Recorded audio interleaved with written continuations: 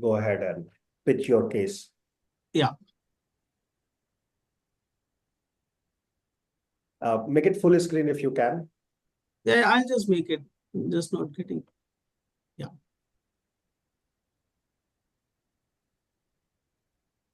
Yeah. My name is Bhaskar Jayashekhar. I'm a consultant now. I was in the board of Ceasefire for almost more than 2 decades. And apart from consulting for Ceasefire, I also do it for another couple of more companies. And I'm in touch with one of the recently projects has come to me from UK. So I'm just in discussions with them. So that's about my introduction. The case study that I have taken is of a Royal Ahold. This is what we are studying today about the corporate governance. I think this is a perfectly the case which I wanted to present it. It goes with what we are studying today. This is a similar case as that of Satyam Computers that has happened in India.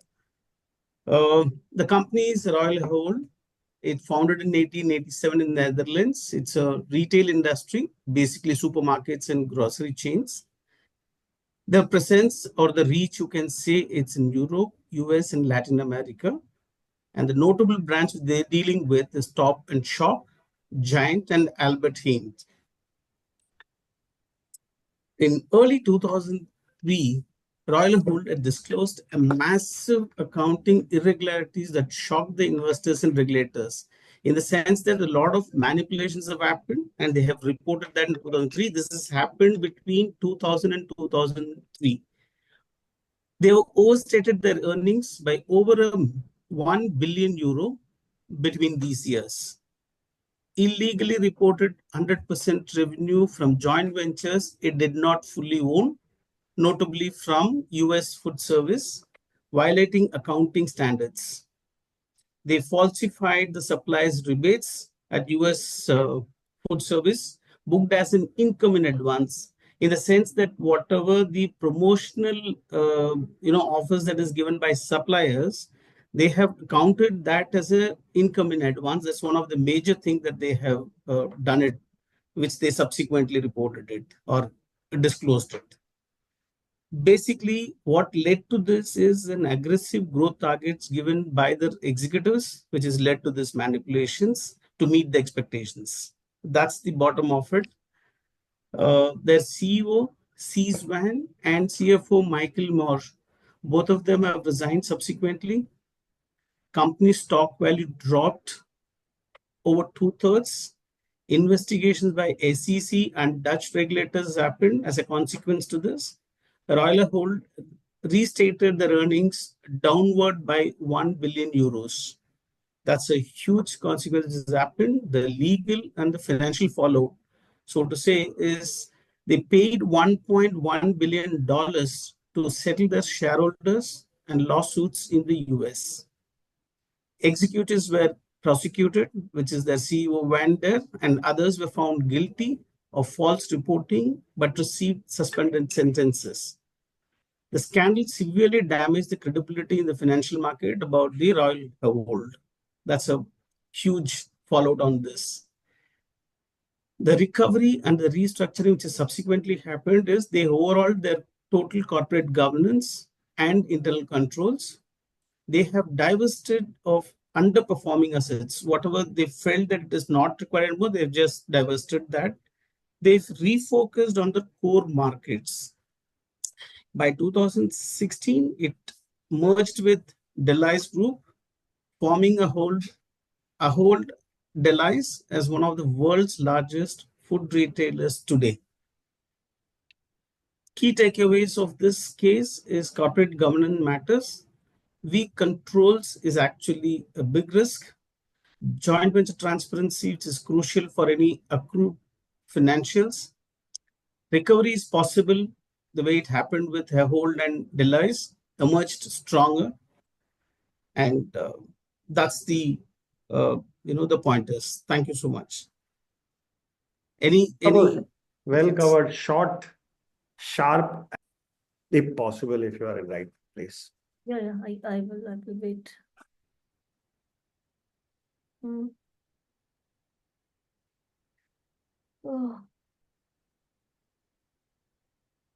Wirecard is yours, right?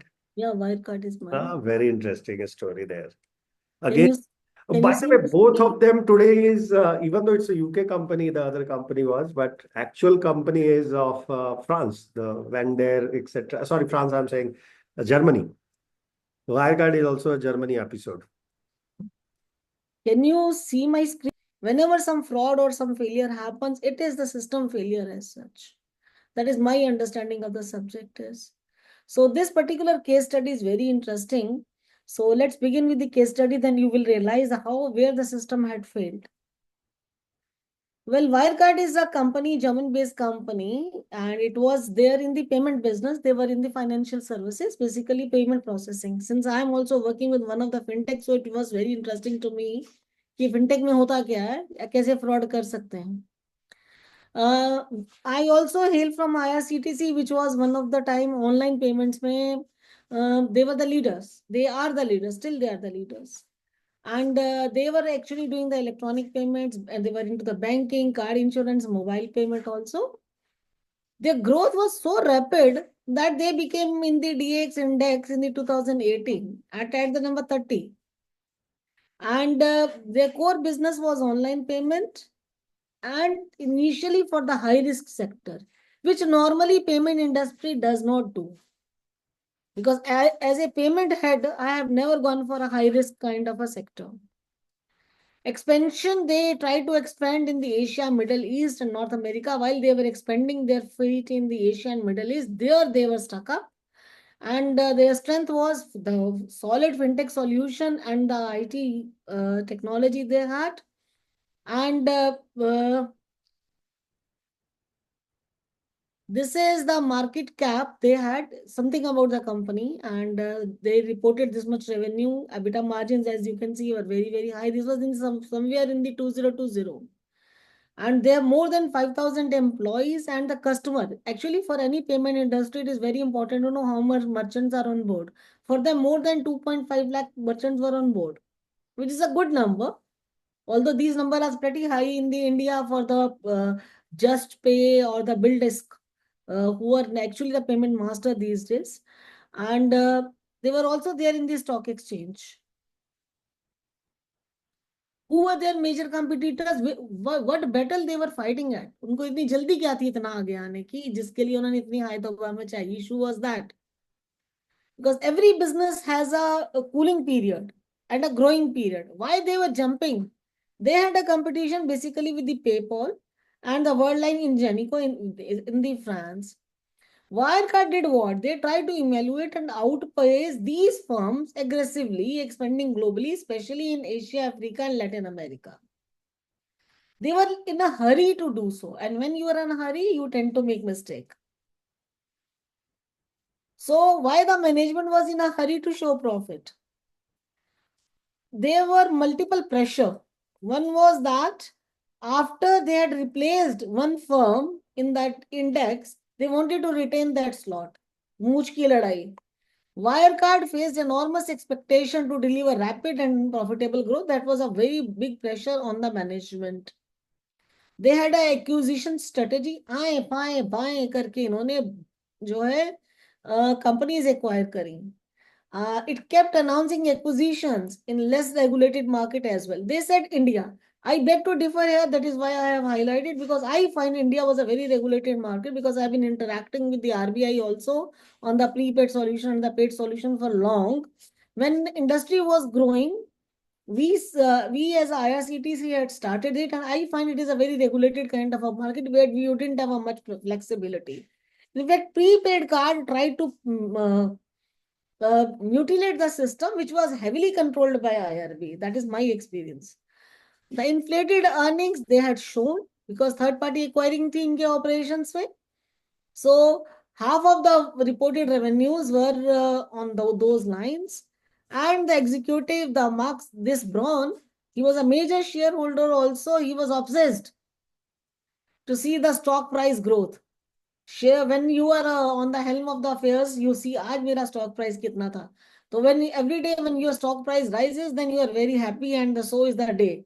So this kind of a pressure this guy was also facing, and he was enjoying perhaps that moment. This is the chronology of the event. It started way back in the 1999 and ended somewhere in the 2023. The Wirecard was established. Then this man, you see, from 2002, the journey started. This Marcus Braun was taken as a CEO. Then it went into the stock market. It went public in 2005. From there, the competition actually pitched in. And there was, although there misdeeds, from 2005 and 2015, they had a very happy journey. But in 2016, one anonymous report had reported some fraud, but somehow that was curbed. After 2 years after that, when they came into that index, then it became all the more important for them to be in the public. And it is a fraud which was actually highlighted by the media. Financial Times reporter was there who has highlighted it, and I will show you the film also if possible, or will take you to that. Ernst and Young were their auditor. They also failed. KPMG was employed subsequently as an independent auditor later to that to find out what the balances has, what the things have where the things have gone wrong, why the cash balances have been shown differently.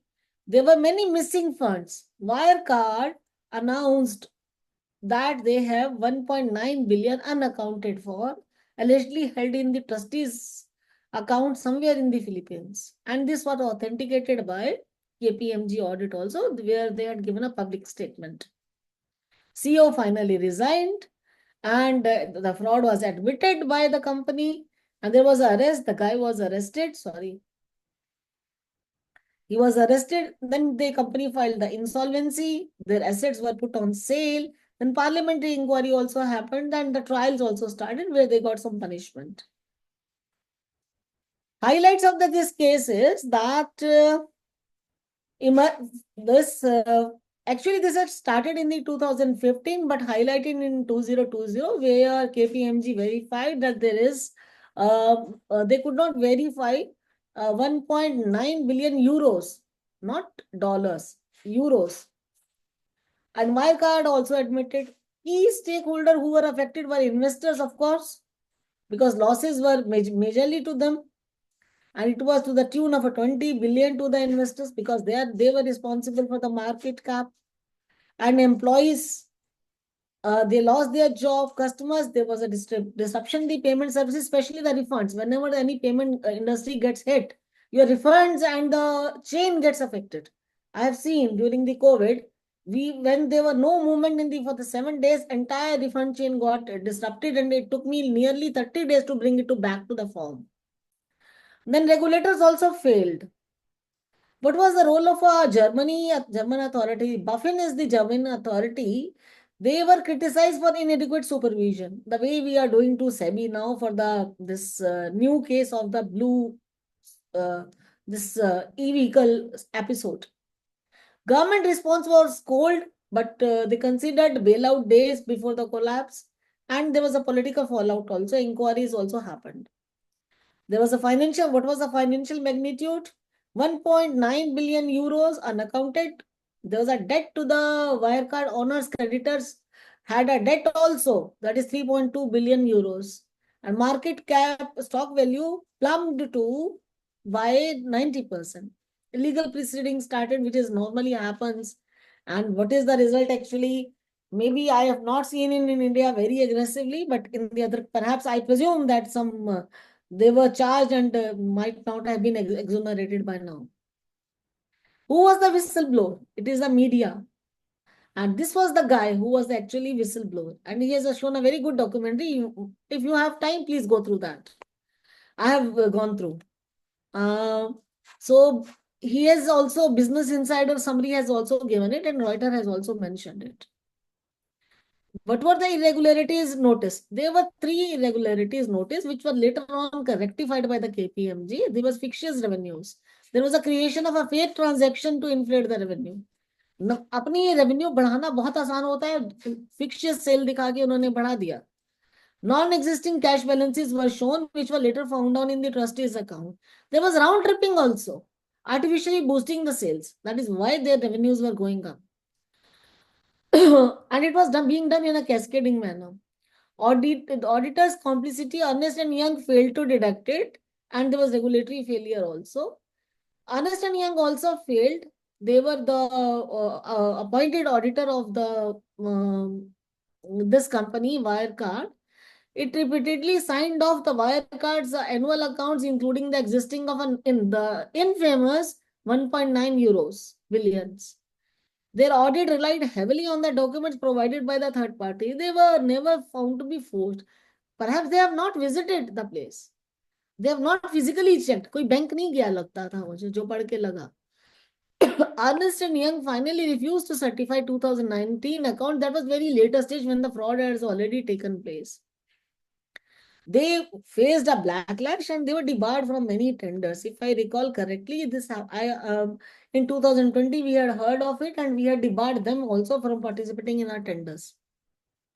Role of KPMG, finally they submitted a final report. They authenticated these failures, and then they also pointed out that the documentation was incomplete. There was lack of a cooperation also, and they were they expressed their inability to trace the source of certain revenue, and they raised the red flags. Wirecard management tried to spin the report as they wanted, but investors read between the lines. They had become very cautious by that time, and soon after, the situation was revealed. There's a complete failed governance. Board failed completely. Just see the board structure. When I went into detail, I found the board of director has three main. They had CEO, which was Marcus Braun. Then they had COO, Chief Operating Officer. Then they had a CFO. The team was at the helm of the affairs. There is a complete lack of transparency, accountability, which is a core principle of governance. As you started your lecture today, Vivek sir, you said ethical. How ethical you can be? There were no ethics found in this case. Inappropriate internal controls were there. Supervisory board failed to. This is very strange. Supervisory board failed to prevent the inherent conflict of a management interest with the chair of a supervisory board was also the chair of an audit committee, which is never there in India. There was a man called Wolf Matthias. He held both the position. He was chairman of the supervisory board and the chairman of the audit committee, and the plea given that she or he was capable of handling. Mr. Mathia has extensive expertise, so he can handle both. No, it cannot be. So this was the main failure, and that is why the audit committee importance has been raised at many occasions, but here this system had completely failed. When financial results were favorable, generally it is a tendency, when financial results are favorable, there is a probability of getting undesired food field. So everything becomes goody-goody all of a sudden. When anything goes wrong, then you start putting the pins in between and start placing the flags between the papers. Buffin, who was the regulatory agency, could not live up to the expectation of the investors and all the stakeholders, and their market integrity was lost. So, supervisory board, as I have already mentioned, audit committee failed. It is important to request you to see the yellow thing. It is important to note that combining the role of a chairman and the supervisory board and the chairman of the audit committee is generally discouraged to maintain the checks and balances. Wirecard acknowledged this deviation later on, that they had not followed this best practice of the world. Lessons learned is, one is the whistleblower in 2015 had blown the whistle, which got ignored. Secondly, there was a complete corporate governance failure, and independence of the independent was oversighted. What is the independent director word? If independent director word is it, he has to be independent. That has to be understood. Board should execute the corporate governance by developing a framework and the policy, and the framework should ensure that all business decisions are made ethically and complied and should be as per the bylaws, which was found missing. But the lesson is it should be as per the bylaws of the company. There should have a regulatory vigilance also, which was not there. There is a need, but there is a need for a proactive and a transparent regulation. Wirecard, when the system fails, there should be a backup plan also, which was not there. The investors' due diligence, I will not call, this is a lesson learned which has to be there. It is very difficult for the investor to go deep into the Companies Act. Only the very vigilant investors can go deep. So call to action is, there is need to implement robust check to prevent such future scandals in the future. This is all from my side. Thank you. Very good. Very, very good. Quite an in-depth discussion. And best part is this was covered last year as well as with one of our member. And this one, at least you have gone in complete in-depth analysis that what was the motivation here, how this fraud was taken over, what exactly has gone inside, and where board of director, even some governments had made mistake. And I totally agree with you. In Indian context, specifically on fintech, RBI is really stringent. They do not give a single leeway. Means they have created a sandbox. If you want to make something new, innovative, yeah, do it in sandbox, test yourself, and then come to us, ask for approval. So I completely agree with you, especially in fintech segment, because UPI became such a success that whole world is buying. RBI remain vigilant on such kind of topics. So thank you very much. Wonderfully done. Let's go to Subodhji, who is waiting for his presentation. I don't know which one you are doing, Subodhji. Satyam. Satyam. I had to, but I will show Satyam today. Next time we'll do Volkswagen. Okay, fair. Let's start with Satyam. Yeah. So Satyam's story is almost similar to whatever everybody has presented. Can you see the presentation? You have to share the screen.